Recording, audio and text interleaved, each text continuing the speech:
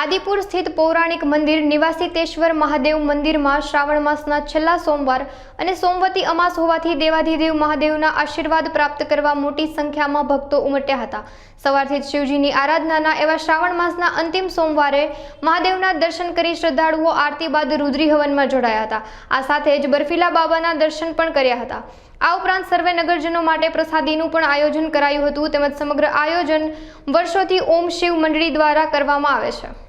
નમસ્કાર દર્શક મિત્રો, अब तक चैनल में आप સૌનું સ્વાગત છે। જેમ કે આપણે સૌ જાણીએ છીએ કે આજ રોજ શ્રાવણ મહિનાનો છેલ્લો સોમવાર છે અને શ્રાવણ મહિનાનો છેલ્લો દિવસ પણ છે અને મોટી સોમવતી અમાસ છે।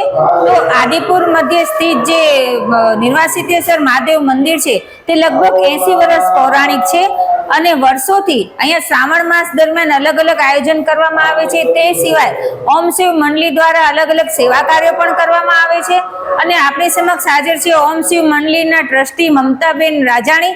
તો તેઓ આપણે ટૂંકમાં માહિતી આપશે કે ઓમ શિવ મંડળીના શું કાર્યો છે, શું કહેશો? આપણા શ્રાવણ મહિનામાં આખો મહિનો અહીંયા ચાર ગુરુ આચાર્ય અહીંયા કથા કરી હતી અને અહીંયા ફરારનો પ્રસાદ આખો મહિનો બધાને આપવામાં આવ્યો હતો અને આજે સોમવાર છે અને શ્રાવણનો છેલ્લો દિવસ છે, સોમવતી અમાવસ છે।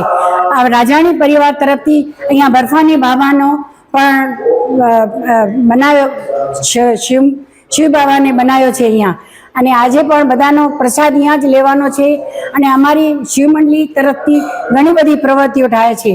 અહીંયા 300 બાઈઓને, ગરીબ બાઈઓને અનાજ અપાય છે, છોકરાઓને યુનિફોર્મ, ફીસ અને શ્રાવણ મહિનાના છેલ્લા દિવસે 500 કિલો મોહનથાળ બનાવીને બધા સ્કૂલમાં પણ વેચીએ છીએ। તો અમારી ઘણી બધી એવી પ્રવૃત્તિઓ હાલે છે। ગરીબોને કોઈ ગરીબ છોકરીના લગ્ન હોય એમાં પણ અમે એને સહાયતા કરીએ છીએ।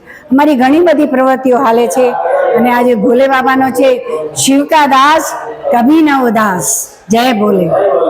તો દર્શક મિત્રો, આપણે જાણ્યું કે ઓમ શિવ મંડળી દ્વારા શ્રાવણ માસ દરમિયાન અલગ અલગ આયોજન પણ કરવામાં આવે છે। તે સિવાય ઓમ શિવ મંડળી સ્કૂલોમાં પણ મીઠાઈ વિતરણનું કાર્ય કરે છે અને જે જરૂરતમંદ લોકો હોય છે તેમના પણ સેવા કાર્ય ઓમ શિવ મંડળી દ્વારા કરવામાં આવે છે। ભારતી માખીજાણી, अब तक चैनल, गांधीधाम।